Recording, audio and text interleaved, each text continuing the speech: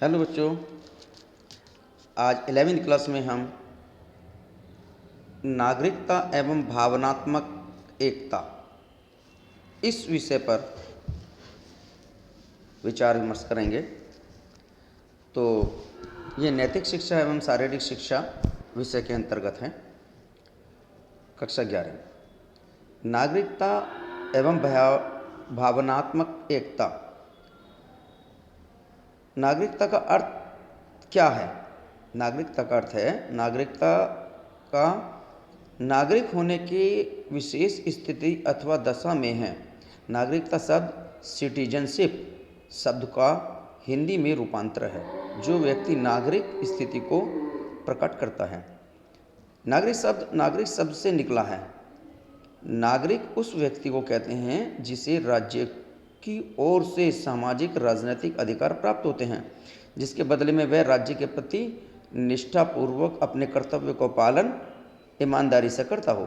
इस प्रकार कहा जा सकता है कि नागरिकता वह विशेष स्थिति है जिसमें नागरिक देशभक्ति की भावना से प्रेरित होकर अपने राज्य के प्रति कुछ कर्तव्य का पालन करते हुए राज्य की ओर से प्राप्त सभी राजनीतिक एवं सामाजिक अधिकारों का उपयोग करता हो, उसे नागरिकता कहते हैं। इसके अलावा नागरिकता की कुछ परिभाषाएं और हैं, उनको आप देख लेना। आदर्श नागरिकता क्या है? आदर्श नागरिक एवं आदर्श नागरिकता में घनिष्ठ संबंध है। दोनों को किसी भी स्थिति में पृथक नहीं किया जा सकता।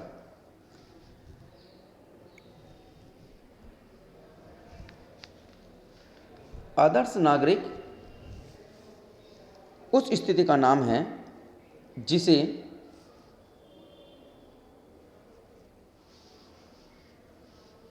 जिसमें व्यक्ति आदर्श नागरिक के रूप में जीवन व्यतीत करता है। अन्य शब्दों में कहें कि आदर्श नागरिक अपने अधिकारों का सदुपयोग करता है, अपने कर्तव्यों को समुचित रूप से पालन करता है, तो उसके इस व्यवहार को आदर्श नागरिकता की संज्ञा दी जाती है। आदर्श नागरिकता के गुण एवं कर्तव्य क्या हैं? तो किसी राज्य की उन्नति वहाँ के नागरिकों के गुणों पर निर्भर करती है। यदि वहाँ के नागरिक कर्तव्यनिष्ठ, ईमानदार, चरित्रवान, देशभक्त तथा जनसेवा की भावना से प्रेरित हों तो निश्चय ही यह देश तेजी से प्रगति की ओर अग्रसर होगा। आदर्श नागरिक लोकतंत्र के प्रहरी हैं तथा राष्ट्रीय एकता को सुदृढ़ बनाने में उसकी महत्वपूर्ण योगदान रहता है। डॉक्टर हाइट के अनुसार सामान्य बुद्धि तथा ज्ञानवर्धक कर्तव्य पालन श्रेष्ठ नागरिकता के गुण हैं।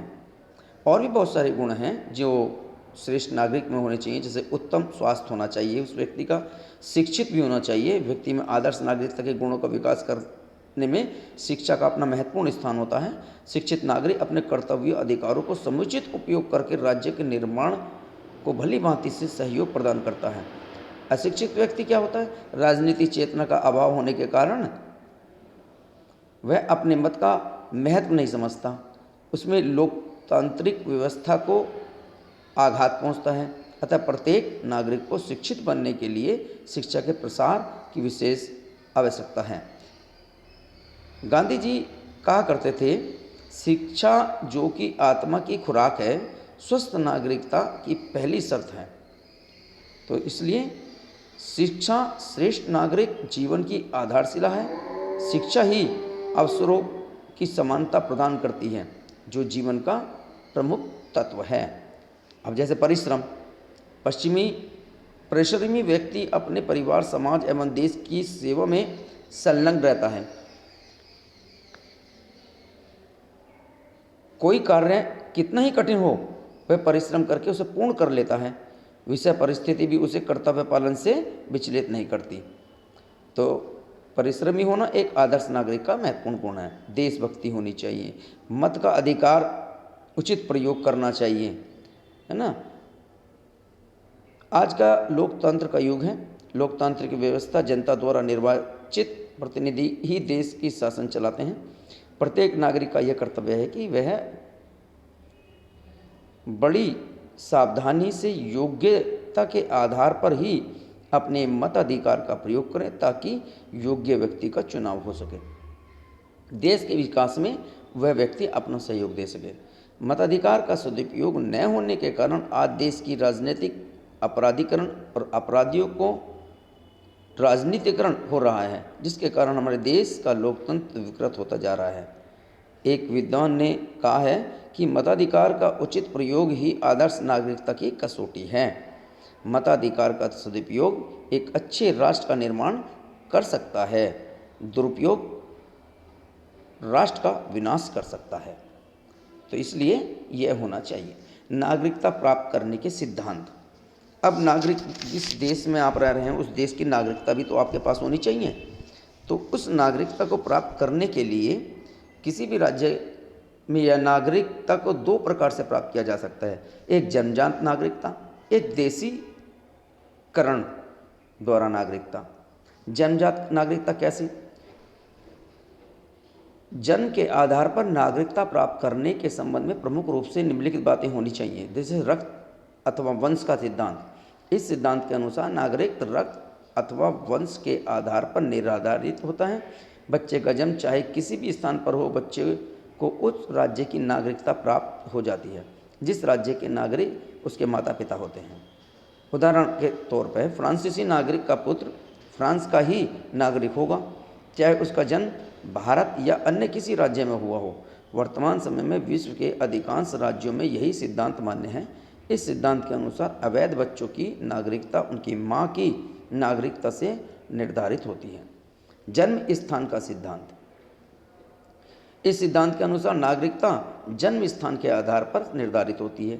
जब एक बालक जिस देश की भूमि पर पैदा होता है तो वह उस देश का नागरिक कहलाएगा, चाहे उसके माता पिता किसी भी देश के नागरिक हों। वर्तमान समय में अर्जेंटीना में यही सिद्धांत प्रचलित है। इस सिद्धांत के अनुसार यदि कोई गर्भवती महिला विदेश यात्रा पर है और संयोगवश विदेश में बच्चा जन्म लेता है तो वह बच्चा उस विदेशी राज्य का नागरिक हो जाएगा। माता पिता की नागरिकता से उसका कोई संबंध नहीं रहता। इस दृष्टि से यह सिद्धांत उचित नहीं है। अमेरिका, इंग्लैंड, अन्य राज्यों में नागरिकता के प्रदान करने के संबंध में उपयुक्त दोनों सिद्धांतों को मान्यता प्राप्त है। तो इस प्रकार जन्म के आधार पर नागरिकता प्रदान करने के संबंध में एक रूपता न होने के कारण व्यवहार में अनेक प्रकार की समस्याएं आ सकती हैं। देशीयकरण द्वारा प्राप्त नागरिकता। यदि चाहे तो किसी भी व्यक्ति को वयस्क होने पर नागरिकता प्रदान कर सकते हैं। इसे राज्य द्वारा प्रदत्त नागरिकता कहा जाता है। ऐसी नागरिकता जो राज्य में रहने वाले विदेशियों को प्रदान की जाती है अथवा उन लोगों को जो एक लंबे समय से विदेश में रहकर पुनः अपने देश में लौट आते हैं। राज्य द्वारा प्रदत्त इस नागरिकता को देशीयकरण द्वारा प्राप्त नागरिकता कहते हैं। कॉर्नर के अनुसार देशीयकरण के आधार पर नागरिकता प्राप्त करने की प्रक्रिया और शर्तें संबंधित देश की विधान एवं कानून पर निर्भर करती हैं, लेकिन इस प्रक्रिया की कुछ बातें सामान्य तौर से इस देश की नागरिकता के अनुसार माननी पड़ेगी। नागरिकता का प्रावधान। संविधान लागू होने के समय भारतीय संविधान के 5 से 11 तक के अनुच्छेदों में नागरिकता संबंधी निम्नलिखित व्यवस्था की गई है। जैसे जन्मजात नागरिक, यानी संविधान लागू होने के समय निम्नलिखित व्यक्तियों का जन्मजात नागरिक माना गया है। ये व्यक्ति जो भारत में पैदा हुए हैं, ये व्यक्ति जिनके माता पिता इन दोनों में से कोई एक भी भारत में पैदा हुआ हो, या वे व्यक्ति जो भारतीय संविधान को घोषित होने के पूर्व कम से कम 5 वर्ष से भारत में निवास कर रहे हैं, या ऐसे शरणार्थी नागरिक। संविधान के अनुसार वे व्यक्ति 19 जुलाई 1948 के पूर्व पाकिस्तान से भारत आए हैं, भारत में नागरिक समझे जाएंगे। मार्च 1947 के पश्चात जो व्यक्ति भारत में स्थायी निवास का परमिट लेकर पाकिस्तान से भारत चले आए हैं, 6 महीने भारत में रहने के बाद प्रार्थना पत्र देकर रजिस्ट्रेशन करवा लेने पर भारत की नागरिकता प्राप्त हो सकती है। विदेशों में रहने वाले भारतीय नागरिक। विदेशों में रहने वाले भारतीय नागरिक निम्नलिखित 2 शर्तें पूरी करते हों भारतीय नागरिक बन सकते हैं। उनके माता पिता या उनके दादा दादी का जन्म अविभाजित भारत में ही हुआ हो, या उन्होंने विदेश में स्थित भारतीय राजदूत के पास भारत का नागरिक बनने के लिए आवेदन पत्र देकर अपना नाम रजिस्टर में लिखवाया हो। इससे आगे संविधान लागू होने के बाद हमारे संविधान ने संसद को यह अधिकार दिया है कि वह भारतीय नागरिकता से संबंधित विषयों के संबंध में व्यवस्था करे। अतः संसद के 1955 में भारतीय नागरिक अधिनियम पारित किया और इस अधिनियम में नागरिकता संबंधी निम्नलिखित व्यवस्थाएं की हैं। जैसे जन्म से बताई अभी हमने, रक्त संबंधी वंशाधिकार, पंजीकरण द्वारा निम्नलिखित व्यक्ति पंजीकरण द्वारा नागरिकता प्राप्त कर सकते हैं। जो व्यक्ति 26 जुलाई 1947 के पश्चात भारतीय हैं, जो पाकिस्तान से आए हैं और आवेदन पत्र देकर अपना नाम पंजीकृत करवा सकते हैं, जो 6 महीने भारत में रह चुके हैं। और जो भारतीय विदेशों में जाकर बस गए हैं, भारतीय दूतावास में आवेदन पत्र देकर भारतीय नागरिकता प्राप्त कर सकते हैं। विदेशी महिलाएं जिन्होंने भारतीय नागरिक से विवाह कर लिया हो, आवेदन पत्र देकर भारतीय नागरिकता प्राप्त कर सकती हैं। राष्ट्रमंडलीय देशों के नागरिक जो भारत में रह रहे हों, आवेदन पत्र द्वारा भारतीय नागरिकता प्राप्त कर सकते हैं। देशीयकरण द्वारा विदेशी नागरिक भी निम्नलिखित शर्तों को पूरा करने पर भारतीय नागरिकता प्राप्त कर सकते हैं। जैसे वह अपने देश की नागरिकता का परित्याग कर चुका हो और उसने सरकार को इस बात की सूचना दे दी हो, या वह किसी ऐसे देश का नागरिक न हो जहां भारतीय देशीकरण के आधार पर नागरिक बनने से रोक दिया जाता है, या वह आवेदन पत्र देने से पूर्व कम से कम 1 वर्ष से लगातार भारत में रह रहा हो और उसका आचरण अच्छा हो, वह भारत की राजभाषा या किसी प्रादेशिक भाषा का अच्छा ज्ञान रखता हो, वह भारत के प्रति निष्ठावान हो, शपथ ग्रहण भी करनी पड़ती है।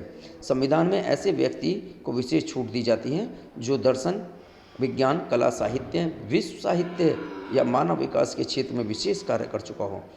उपयुक्त शर्तों को पूरा करे बिना भारत की नागरिकता प्रदान नहीं की जा सकती। भारतीय नागरिकता संशोधन अधिनियम 1986, नागरिकता संशोधन अधिनियम 1986 के आधार पर नागरिकता अधिनियम 1955 में निम्नलिखित संशोधन किए गए हैं।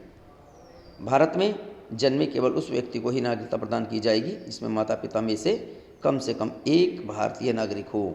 नंबर 2, जो व्यक्ति पंजीकरण के द्वारा भारत की नागरिकता प्राप्त करना चाहते हैं उन्हें भारत में कम से कम 5 वर्ष निवास किया हो। दूसरा, नागरिकता कानून में संशोधन 1992 में भी हुआ। 1992 में संसद ने सर्वसम्मति से एक विधेयक पारित कर भारतीय अधिनियम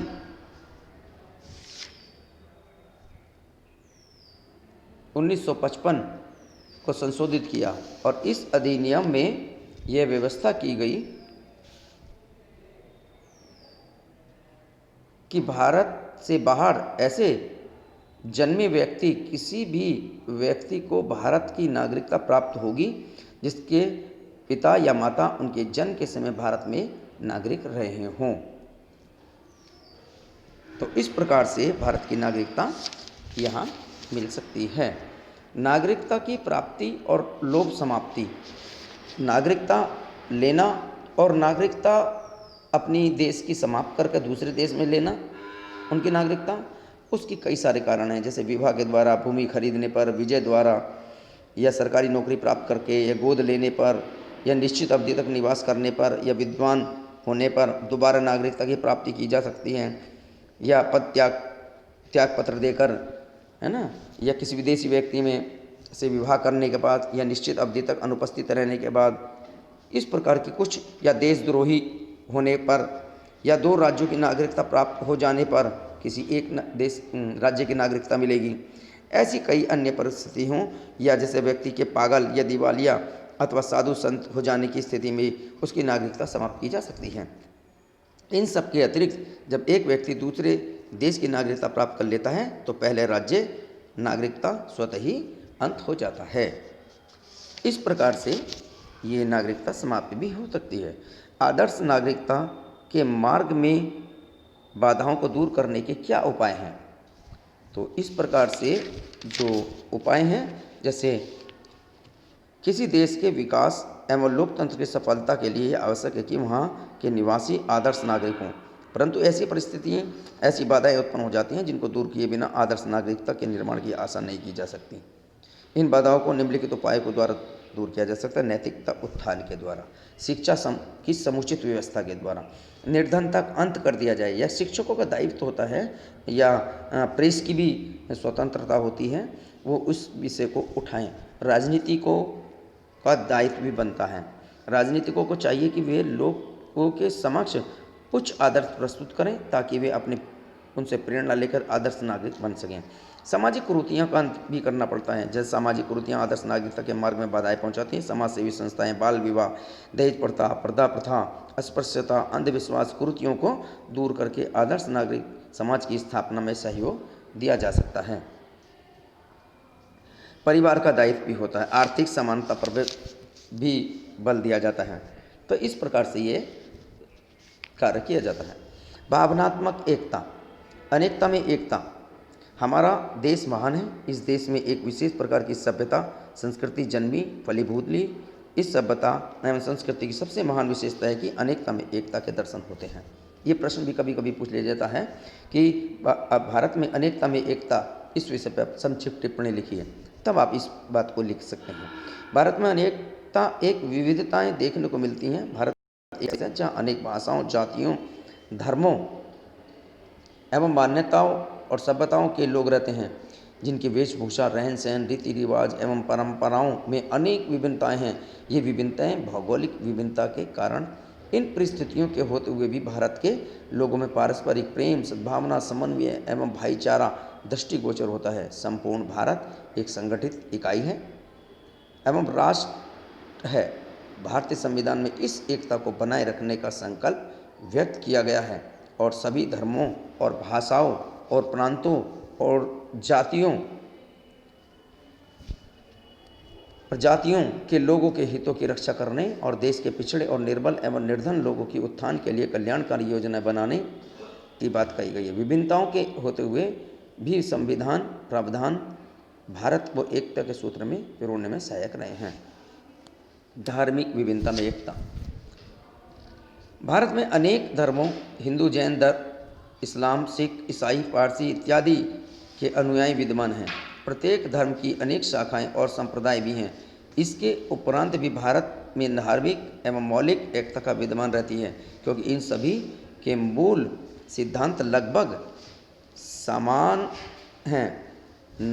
अहिंसा और पवित्र आत्म आचरण पर सभी धर्म बल देते हैं। समस्त धर्मों में आंतरिक समन्वय की भावना पाई जाती है और इसी मानव कल्याण को महत्व देते हैं और मानव प्रेम, सहिष्णुता, सदाचार, सत्य, क्षमा, दान, दया इत्यादि मानवीय गुणों का पालन करने पर जोर देते हैं।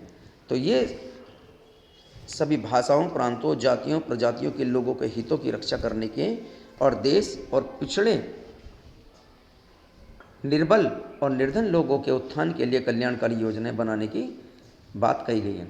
विभिन्नताओं के होते हुए संविधान प्रावधान भारत को एकता के सूत्र में पिरोने में सहायक सिद्ध होते हैं।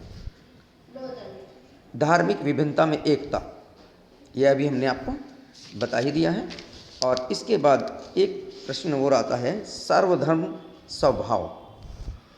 बहुत महत्वपूर्ण बात है, सर्वधर्म स्वभाव। धर्म क्या है यह बताने का कार्य कठिन भी है और सरल भी है।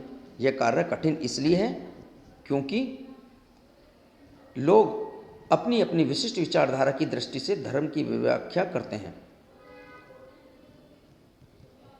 लेकिन निष्पक्ष दृष्टिकोण से विचार करें तो धर्म की परिभाषा समझना बहुत सरल है।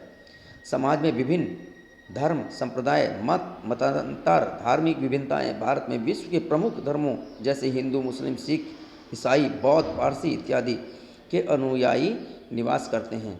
धार्मिक विभिन्नता की स्थिति में सहिष्णुता के बिना सामाजिक समरसता की स्थापना नहीं हो सकती।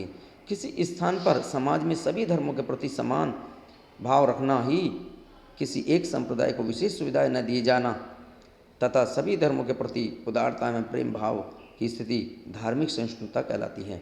यह सर्वधर्म स्वभाव की ऐसी स्थिति है जिसमें राज्य द्वारा कोई भी धार्मिक भेदभाव नहीं होता। विविध धर्मों में एकता के बिंदु इन बिंदुओं के आधार पर हम सर्वधर्म समभाव की नियुक्ति कर सकते हैं, स्थापना कर सकते हैं। जैसे सत्य, सत्य धर्म की ओर प्रवृत्त करता है। सत्य धार्मिक जीवन का प्रथम सोपान है। यह धर्म को अनिवार्य स्थिति है। कोई भी धर्म सत्य से परे नहीं है। सभी धर्म सत्य की स्थापना करना चाहते हैं। अहिंसा, सभी धर्मों में इस बात पर बल दिया गया है कि आप दूसरों को वैसा ही व्यवहार करो जैसा आप दूसरों से अपने प्रति चाहते हो। किसी भी प्राणी को मन, वचन एवं कर्म से सताना तथा सभी से प्रेम करना ही अहिंसा है। प्रेम और क्षमा, द्वेष एवं घृणा भाव पैदा करना तथा प्रेम क्षमा के भाव उत्पन्न करना, धर्म प्रेरित करना, मानव प्रेम एवं क्षमा भाव को अपनाए। अस्तेय, अस्तेय का अर्थ है चोरी न करना। जिन वस्तुओं पर अन्य स्वामित्व हो उन्हें प्राप्त करने का प्रयत्न करना चाहिए। शरीर, मानसिक एवं आत्मा की शुद्धता, समाज कल्याण के कार्य, संयम और आत्म नियंत्रणता, क्रोध ना करना, अपरिग्रह, अपनी आवश्यकता से अधिक वस्तुओं का संग्रह नहीं करना, बुद्धिमता, कर्मवाद, इन सब बातों को ध्यान में रखते हुए हम सर्वधर्म स्वभाव की स्थापना कर सकते हैं। आज नागरिकता एवं भावनात्मक एकता का ये पाठ समाप्त होता है। इससे संबंधित कुछ प्रश्न इसमें दिए गए हैं। इन प्रश्नों को आंसर भी हमने इसमें दिए हैं। इन प्रश्नों को आप देखिए, पढ़िए, याद कीजिए और अपनी कॉपी में लिखें। कुछ बहुविकल्प प्रश्न हैं यहाँ, और इनके बाद कुछ प्रश्नों के उत्तर जो हमने दिए हैं, इन सबको अपनी कॉपी में लिख करके और याद कीजिए और अपने ग्रुप में सेंड कीजिए कि ये कार्य हमने किया है। आज का काम इतना ही।